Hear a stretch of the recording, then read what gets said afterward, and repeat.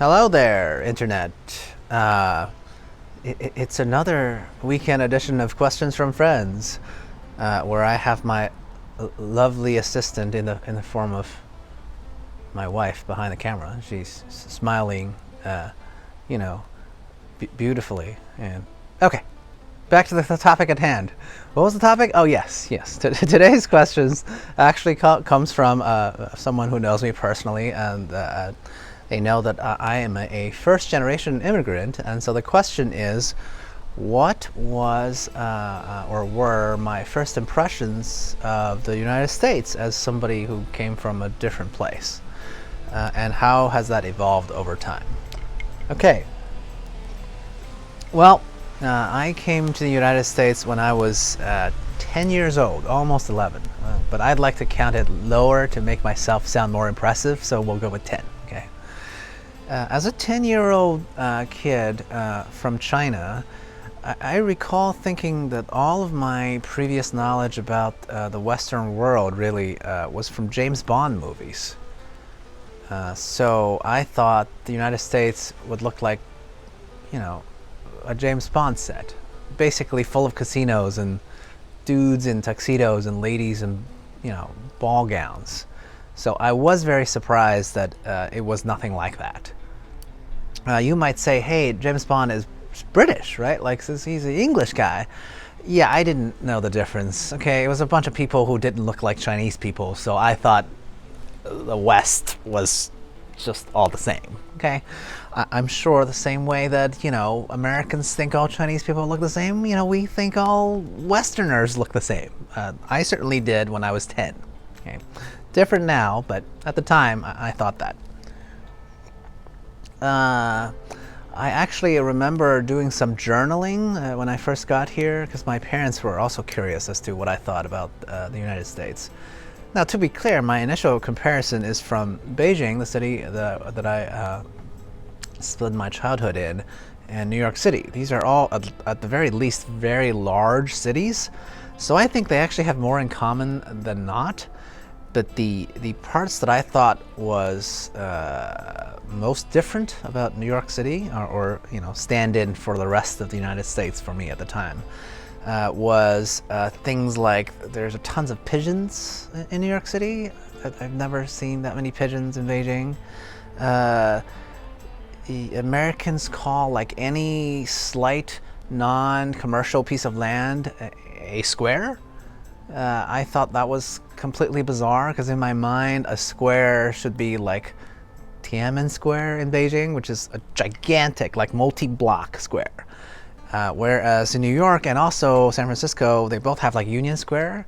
To me, those are not squares at all. It's just a piece of land arbitrarily drawn. Maybe it's like a little park. To me, those are parks, not squares. A square, in my mind, should be like where you could have a military parade, would be a square. So Tiananmen Square would be the perfect definition of a square. I'm sure Red Square in Moscow would be something similar, right? So that was different.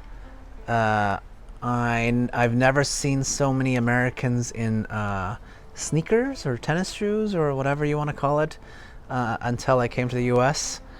Because back in China, people had like these really terribly made walking shoes. I don't know how to describe those. I think they actually look kind of like Toms a little bit, if you can imagine that.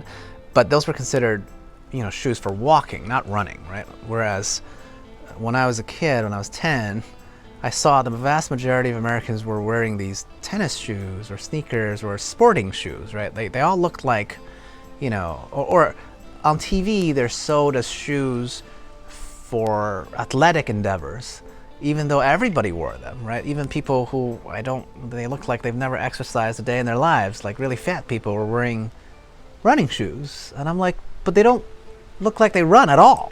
I was very confused as to why everybody was wearing running shoes or tennis shoes, right? I was like, all these people play tennis? No, it's apparently just the type of shoes that is the preference of everyday wear. So that was weird to me. So I think when I was a kid, most of the impressions were very superficial, right? It's about how we dressed and what people looked like, and what, how people decorated their homes and that sort of thing. Christmas decorations obviously was very surprising to me the first time I saw them.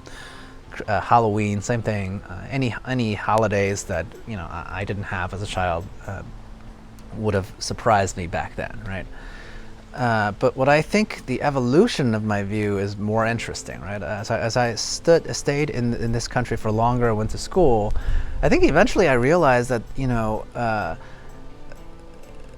the United States is incredibly rich, right? Because you see this overabundance of stuff being sold, right? In storefronts, in billboards. The level of commercialism was outstanding. I initially thought that meant that everybody can afford all these items, right? But as I've stayed in the country from the age of, let's say, 10 to 15, as I went through adolescence, I realized that, yes, there are a lot of things to be sold. The difference is I couldn't afford any of those things. Like, it was very... the first time I realized that, it was very constraining, right? Like, to be able to see all these wondrous products being, like, shoved in your face constantly on TV, on billboards, when you're walking outside, but to not be able to afford any of it. Okay, I didn't have an allowance when I was in high school.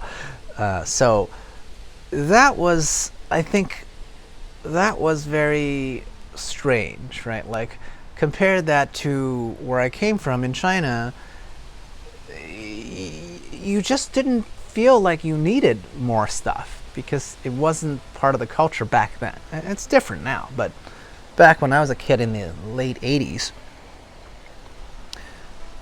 I think having less choice also meant that you just didn't feel as jealous of your neighbors, right? Like, this is the whole keeping up with the Joneses that I think Americans experience very much, right? With all the possibilities of stuff to have, there's always something that you don't have, right? No matter how much things that you already have, there's always something else that you could get. So I thought, as an adolescent, I thought, it's cool to be in a rich country, but it sucks to not have any money, right? So my wife just asked me why I didn't ask my parents for more stuff, right? I think I did. They just looked at me like I'm a crazy person and then just ignored my question, or they just said, well, you don't need it, so you shouldn't buy anything that you don't absolutely necessarily need. And I think in a way that has stayed with my money philosophy over time. I remember the one extraneous thing that I really wanted as an adolescent was cable television, because I wanted to watch MTV. Yeah, I didn't get that. I petitioned for that for 2.5 years, didn't get it. And yeah, and I don't think I actually got cable until I was like 25 or something. So my wife asked me whether it was possible for me to just go watch the cable TV at my friends' houses. That's an excellent point. I guess I didn't have that many friends that weren't also Asian American immigrants who had the same type of parents and the same mentality. So I shouldn't say that I didn't have cable television. I should say no one I knew had cable television, okay? Because it was seen as completely unnecessary and a waste of money, especially when the parents are out working most of the time, and they don't really have time to watch the stuff anyway. I'll say this: thank God we did have dial-up internet service. That was more entertaining to me than cable television, and more useful too, right, in the long run. And I think I'll finish this answer with my final evolution of what I thought about the U.S., right? So after being surprised at all the superficial stuff, and then being surprised at the difference between the haves and have-nots, I think, I felt like a real American once I became an adult and had a job and had my own paycheck, right? Because I think partly because the money philosophy instilled in my brain through my parents, even when I made very little money, I was always able to save a relatively good proportion. So that was my spending money. All of a sudden, I could make my own choices about what's important to me, right? And I think that was my entry into what I loved about this country, right? Like you get to make your own choices, right? I don't believe that you need to have the best of everything, but being able to pick the things that really matter to you, this idea of what brings you joy, right? I understood that part of Marie Kondo's, what brings you joy philosophy years ago, before I've ever heard of Marie Kondo, right? Because I didn't have a lot of money in the beginning, but we did live in a society with an overabundance of choice, right? It really made my decision making, like when I wanted to indulge myself, much more precious. And I think that's the big difference, right? Like, especially because I'm comparing really my old city to New York City, where I spent the majority of my life. You could find anything in that place if you're really looking for it, right? Like that was the place to be, before the internet, right? Like these days with the internet, you can buy literally anything from anywhere on the globe much more easily. But 20 years ago, only in New York City can you find very niche products if you're looking for something like Japanese animation or like ethnic foods, right? So I was just happy to essentially be lucky enough to live in a place where I could find, anything that I wanted to. And sure, those things, the more obscure the item, the more expensive it might be, right? But I had that choice, right? Once I made my own money, it was a dam opening. I felt really fantastically lucky to be living in this country, and yeah, and that's pretty much, I would say, the general gist of how it went for me. Yeah, upward trend. All right, thanks.